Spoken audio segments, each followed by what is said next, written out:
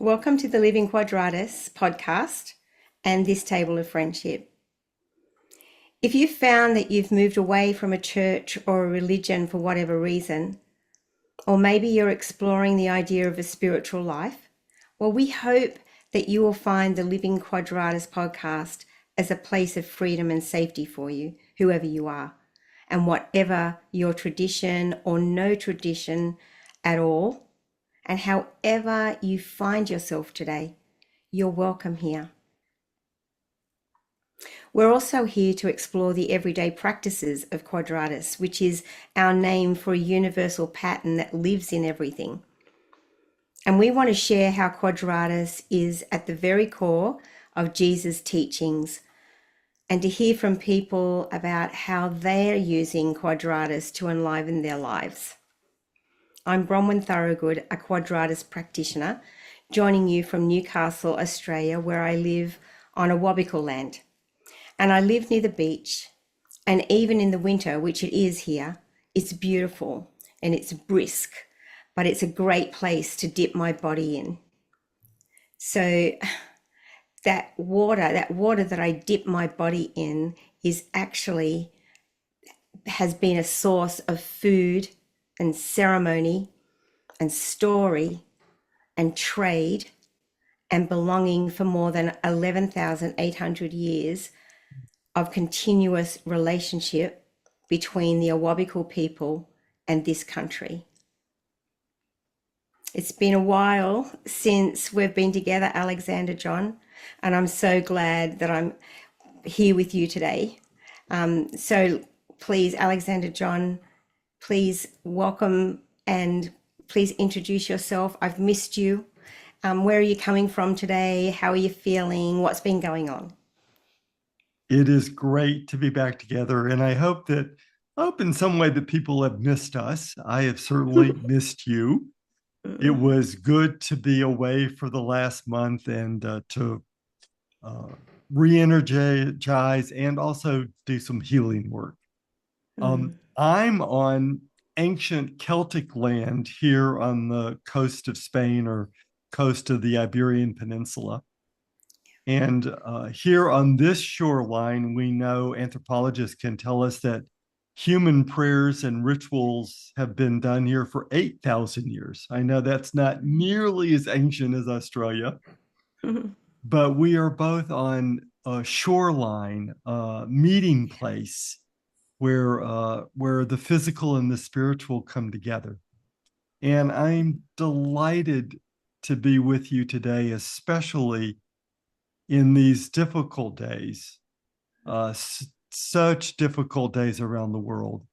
And what we're going to share today is just very important support for us in difficult times. Absolutely. And I'm looking forward to what we have planned to talk about. But how about I bring us into this present moment with some grounding? Let me strike the gong. Okay, beautiful. Thank you. And please let me know if you hear the gong. I realize I'm not sure what the audio settings are today, but Okay, here's the gong. If you don't hear it, let me know. don't hear it. Don't hear Okay. it. But that's okay. How about I ring mine? How about I strike mine? Well, See, tell me if you can hear mine. I can hear yours. Okay, that's the start. Thank you. Let's. So this pause doesn't require you to close your eyes. However, if you're able and it serves you to do so, I invite you to do it now. So taking a deep breath, it helps us to come into this present moment. And so does feeling where your hands and your feet are in this moment, or listening for any sounds that are close by. So just feel into your feet and into your hands and take a moment just to listen for the sounds that are coming towards your ears right now.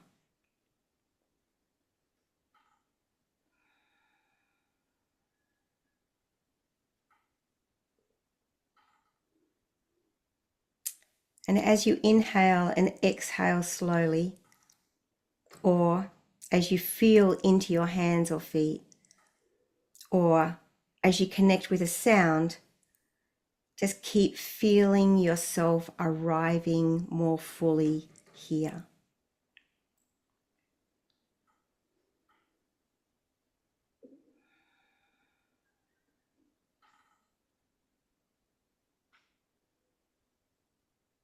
Allow your awareness to rest on your heart space and feel the presence of love there.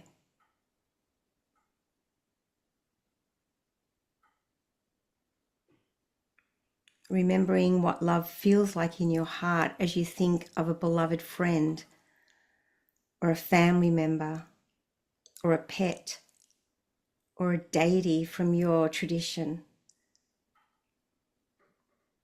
Sit with that feeling and allow that feeling to expand throughout your body.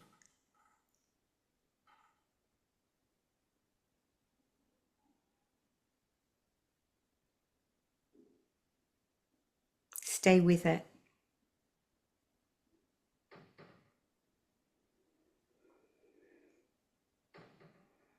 Allow your body to remember how love feels.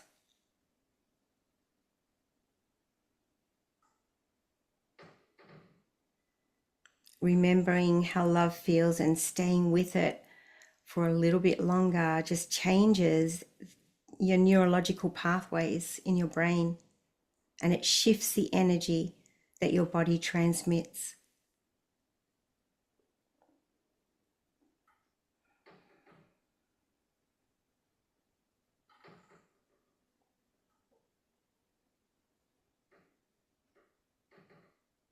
In a moment, I'll strike the gong, which is your invitation to effortlessly come back into this space together, bringing with you this heart-opening effect of this pause.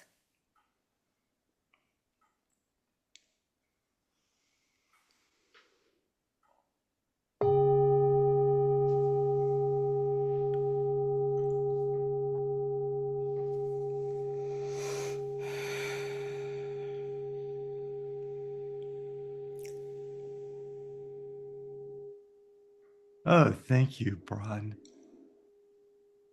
I love your gong. We may have a new gong now. Yeah, my gong is actually a full moon bowl. It's just a Ah, new one that I've bought. So it's ah, been made. Was it struck in during the full moon? ah. Hmm, Thank you. Thank you. very beautiful. All right. Where are you taking us today? Well, I'm taking us to what we in the Anglican Church call Mary's Canticle or the Magnificat. And the reason that I'm taking us there is because each Sunday when I go to church, to my church, I go to a cathedral, and each Sunday the choir, was lucky enough to listen to the choir, and they sing the Magnificat during the evensong. And every time I And sit Brian, and just for ask, people who may not know, yeah, evensong is a prayer that is in late afternoon or evening, yeah, early nighttime. yes, yes. So Okay. our church is at 6 o'clock, but it's early evening, whenever. Okay. But it's generally a sung service. Right. So I'm lucky that I go to a church where there is a choir and they sing it, and it's just heart moving every Right. time. And they sing different arrangements of the Magnificat and the Nunc Dimittis, and the Magnificat. So it's beautiful. But the thing that I want to talk about today with you, or I want you to share with us, is when I read about Mary's prayer, Mary's canticle, Miriam's prayer, you talk about it in a completely different way. You explain it differently, and you you go into talking about the tense that it's written in. And so that it's really had a profound impact on the way that I sit and take in the Magnificat or Mary's prayer. And I thought, could you please just explain like some things about where it's situated, why it's situated in that gospel, and why have you made such a thing about it being written in the particular tense that it's written in? 3 questions, sorry, just a little bit. Well, and I'm going to share just a little bit about it, and then I want to invite us to pray it. And the setting is my translation, and as Brian, you know well, because we're working on this together, I'm completing my translation of Matthew, and I soon intend to complete a Quadratus translation of all 4 Gospels in the journey of our inner life. Anyway, this text is at the very opening of Luke's Gospel. Luke's Gospel for Quadratus, we talk about it as the opening of the 4th path. But one of the things there are 2 things that are so important about this text. And one is that Luke set the text, set Mary's prayer as a present moment prayer. And it's a present moment prayer of gratitude and thanksgiving. Well, why is that so remarkable? Because where this prayer sits in Luke's gospel is a very difficult moment. One of the most difficult moments, because Luke has already told us who the emperor is and who the despotic governors are and who is head of the government in Israel, Palestine, and who's in the temple at this moment. And all of those people are the wall of shame, because every one of them are out for personal gain and not caring about the good of the people. And at this difficult moment where there is famine and starvation, they are exacting huge taxes.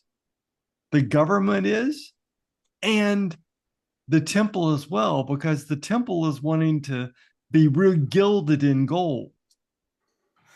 So and they're teaching people that the more money you give to the temple, the closer you will be to God, the more favor God will have on you. And in this really difficult moment where it feels that neither the government nor people's religion is looking out for their well-being, Mary, which I call Miriam, Mary prays this beautiful prayer of a radiant future. And she prays it in the present tense, not hoping that things will turn around, not hoping that things will be different, but giving praise because she knows the Holy One's promise. She doesn't know when it's going to happen. She doesn't know how it's going to happen.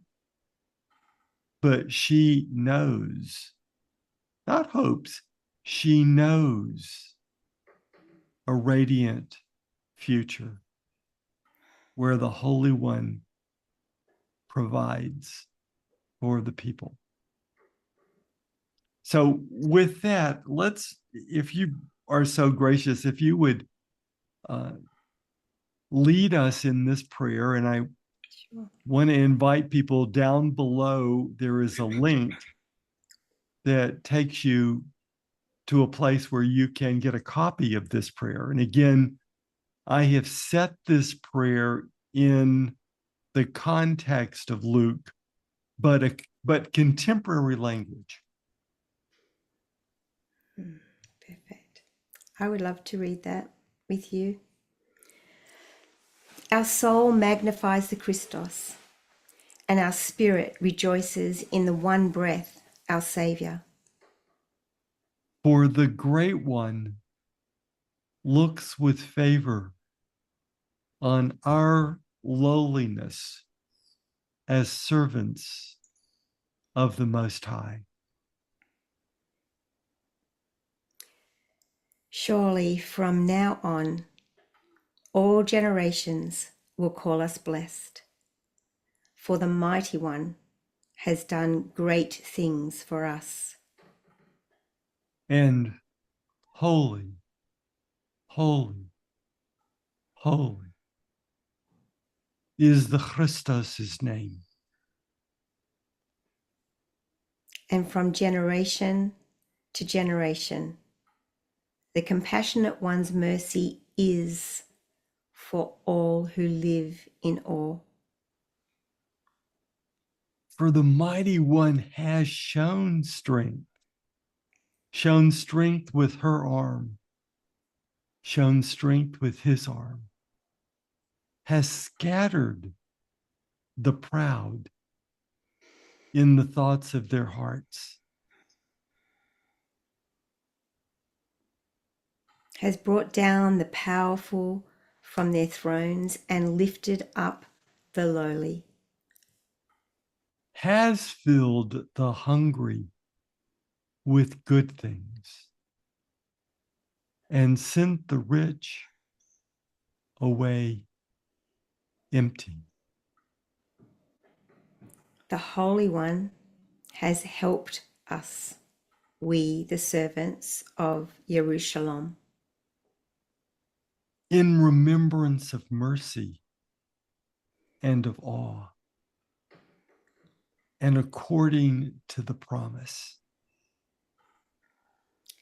The Christos made to our ancestors, to Abraham and Sarah. The promise to each of us, to everyone, to all, forever. Achmin, Achmin, Achmin, Achmin. Achmin.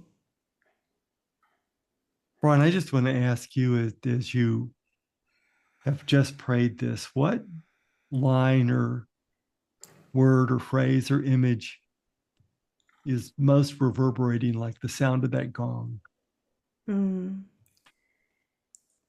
It was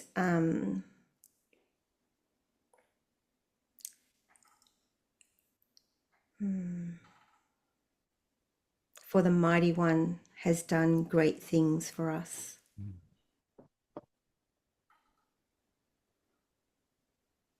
For the Mighty One has done great things for us. And for me, I was really caught by the word awe that appears a couple of times. Yeah. That what's so remarkable about this prayer is, and I really don't know that there's another prayer like it in all of Scripture, is that in this difficult moment, Mary, Miriam, does not pray in supplication, does not pray asking for something, but prays in praise and praise in awe for what the Holy One has actually already done and will do in the future. And so much of that, the second half of the prayer, is about naming the things that the Holy One has already done. And I find this so compelling. Right now we are in a moment where there are fires, there are floods, there are earthquakes, there are tsunamis, there is financial and seemingly political upheaval. And it's exactly in a moment like this that she leads us in a prayer of remembering the promise, living in awe, and giving thanks that the day will come when it's all taken care of, when all is well. And one of the things that this prayer reminds me is it's one of those prayers that it asks us to sort of do as if,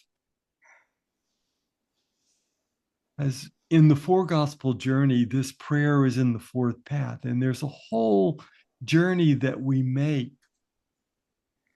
The four gospel journey is like a Christian odyssey. I know that the Odyssey's sort of exploded in the media of the last few weeks, but the four gospel journey is an odyssey that each one of us makes. And the coming home in the fourth path is to come home to this prayer and to know that we can pray this prayer in the times that seem easy and where we're feeling that all is well, but especially to pray this prayer in the difficult moments. One of the reasons that the church cycle uses this prayer as we go into the nighttime. It is, in traditional Christian circles, this is a prayer at evensong, the song of evening, the song of the nighttime. That this nighttime prayer of Mary, of Miriam, can hold us and lead us and remind us to be in awe, even in difficult moments, or especially in difficult moments.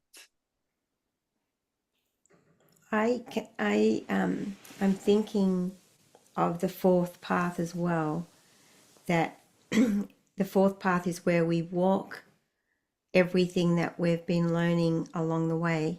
And I'm kind of imagining taking this prayer with me, like on a daily basis, to remind me that, yeah, things are tough, but there's a promise always ahead. So don't be surprised that things are going to be challenging, but and don't be surprised about that, and know that you're not alone.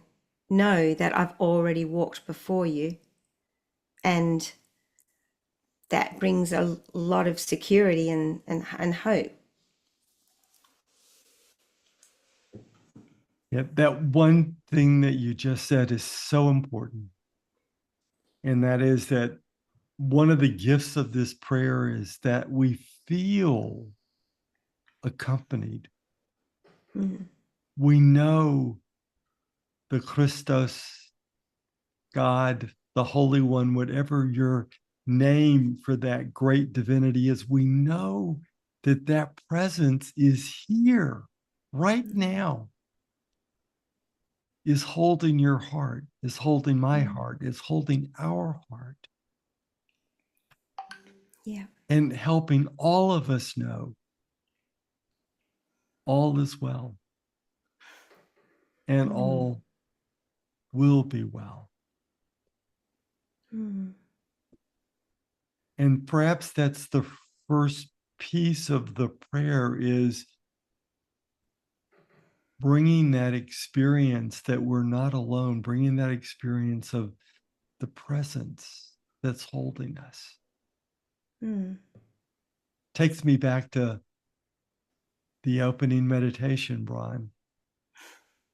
Our feet on the earth, knowing that the earth is supporting us, but knowing that the earth supporting us is really an experience of the Holy One supporting us.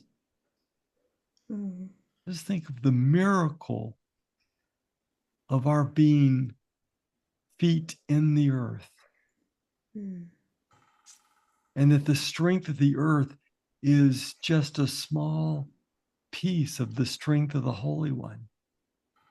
Yeah. Upholding us,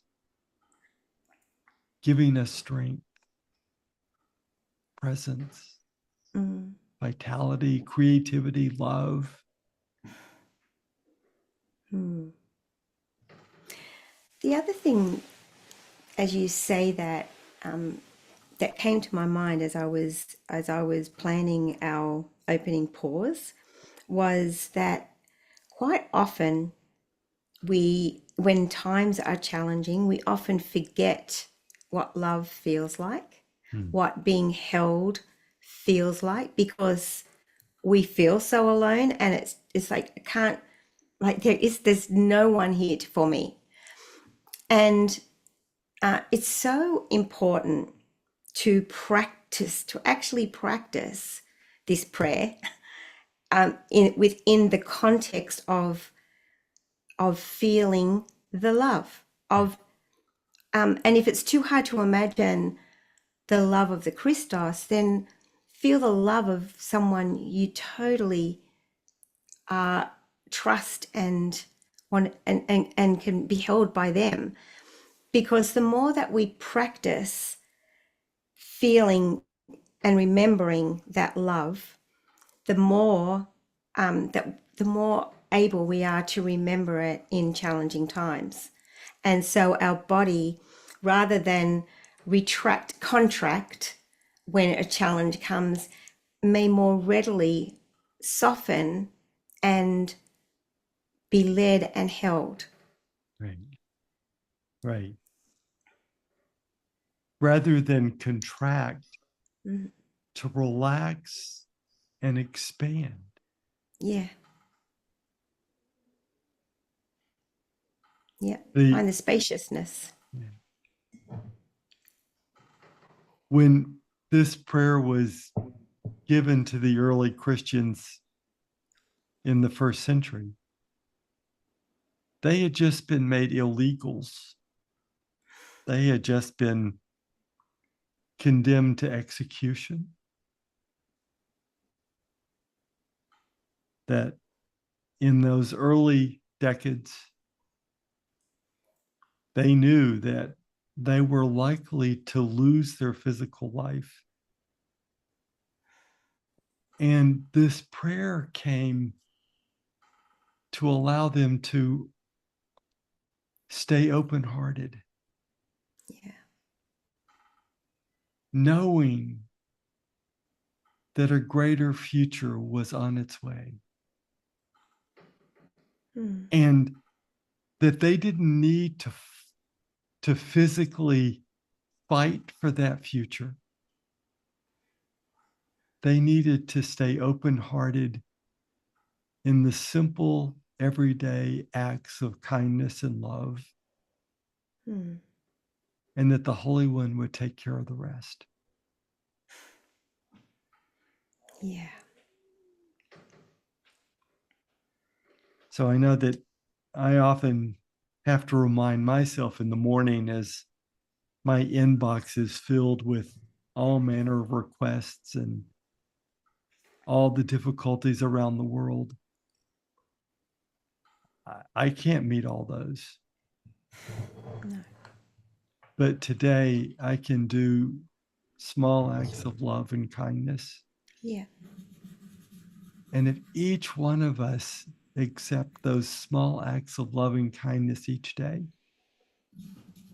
it's like the Holy One, it's like the multiplication of the loaves. Somehow the Holy One takes all of those small actions and makes something much larger. Yeah. But that's the Holy One's work, not mine. Yeah, it's there's something that you said then that is like it's the truth of the moment. When something is said or done that I'll speak from my experience that I totally disagree with because it's belittling someone or reducing a particular person in their status in our community. Like my my instinct is to fight back. My instinct is to want to come up with some clever response that will shift the way that they think about that, or and I find it exhausting, to be honest. But you just said then that, like, rather than do that, the way that we can individually make a difference and change the community with that is surrounding us is to open our heart and allow, the divine to do the work that the divine does, and that I do the work that I do, which is to have an open heart and to not judge. These are fine lines for me to navigate. I don't know if you've got anything to say about that.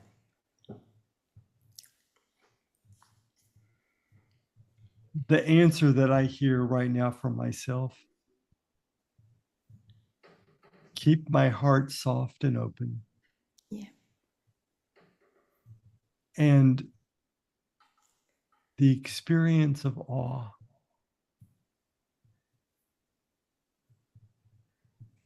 Awe it's an amazing gift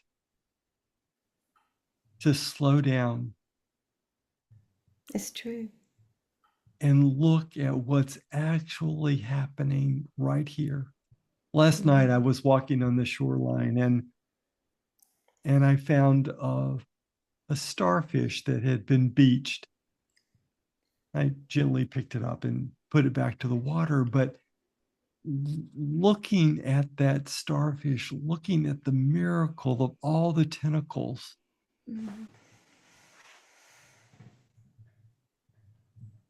a message of awe in that little tiny being that just wanted to find water again.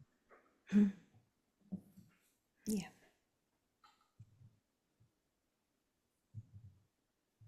Yeah. And that's an invitation to each of us, wherever we are. Maybe it's a flower, maybe it's a bee, maybe it's a bird, or profoundly another person. Yeah.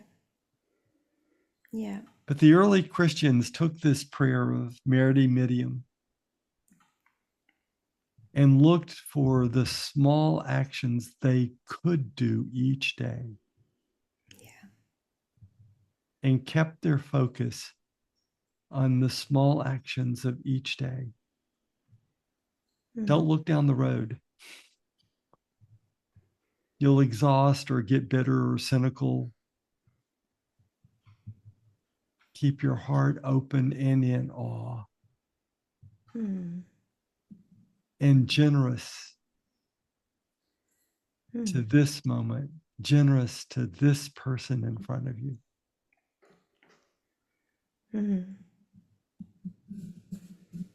Yeah. And the thing that Miriam's prayer reminds me of is that that she's talking about how things are meant to be in the reign of God or the kingdom.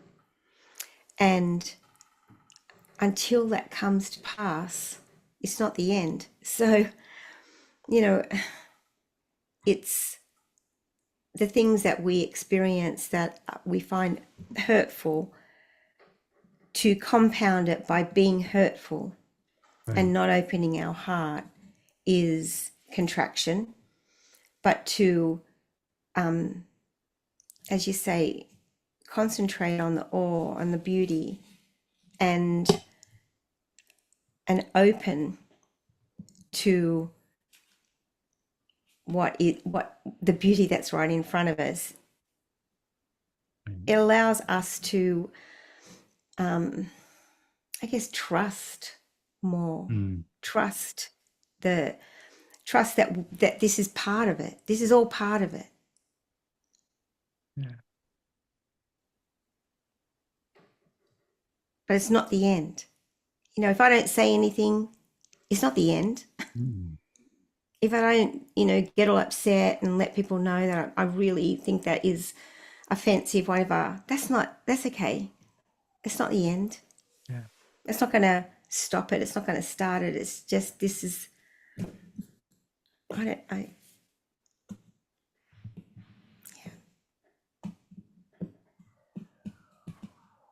And saying that we should just you sit may, back and do nothing. no, Right? no, no. I'm not saying that. I'm not saying that.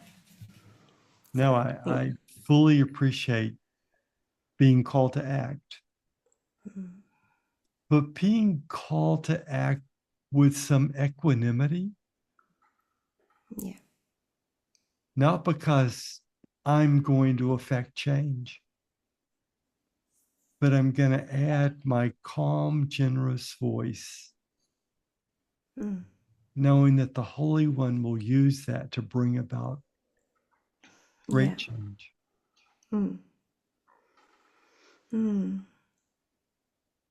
And also knowing that we're often asked to do things where we're not going to be applauded. We're not going to get the clap on the back. Yeah. But we know that we are doing the small miracles so that the Holy One can do the big ones. So true. All right. So I'm thinking before we close, to offer this prayer again, if you're willing. I'd love to.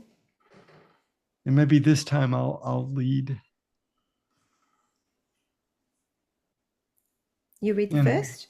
I'll go first and really invite everyone that's with us in this moment.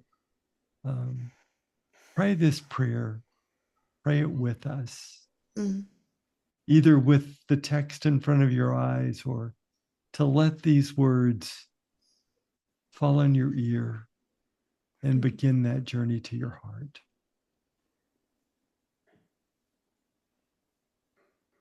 Our soul magnifies the Christus, and our spirit rejoices in the one breath, our Savior. For the Great One looks with favor on our lowliness as servants of the Most High.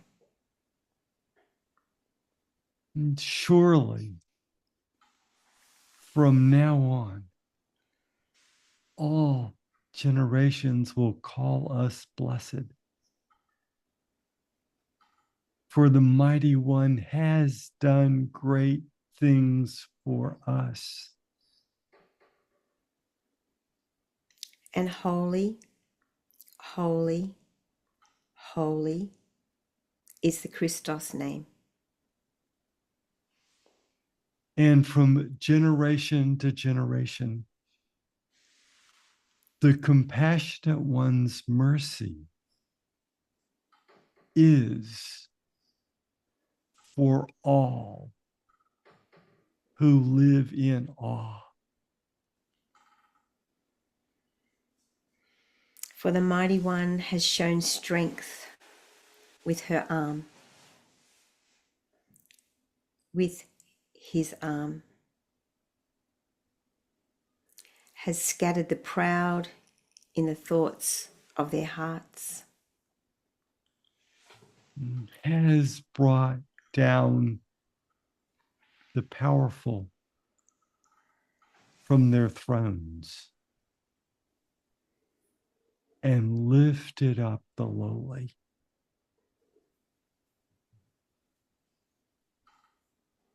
The Holy One has filled the hungry with good things and sent the rich away empty.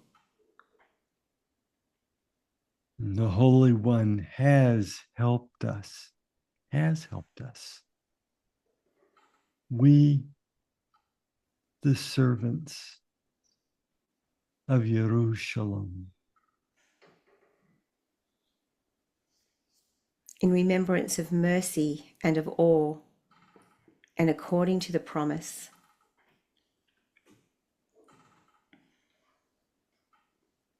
The promise that Christos made to our ancestors, to Abraham and Sarah. To each of us, to everyone, and to all, forever. Amen. Amen. Amen.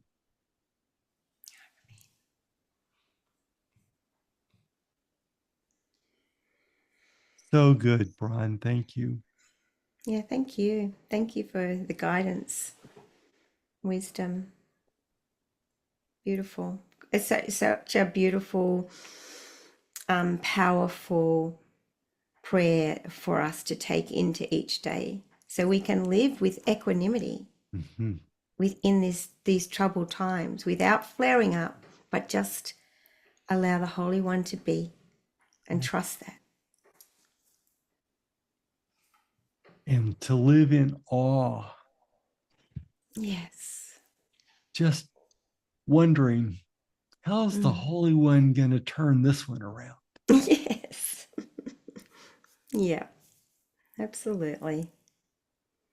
I also want to invite everyone. We are starting our next cycle of the seasonal retreats later this month, and we'll keep registration open through September. But please, we would love for you to join Braun and Allie and myself and Rosa as we touch the earth and remember the promise of awe. Yeah, yeah. It's been really great to know that we're sitting at this table having this conversation that includes so many, because that's what that prayer is all about. It's for everyone, includes everyone, all of us, forever.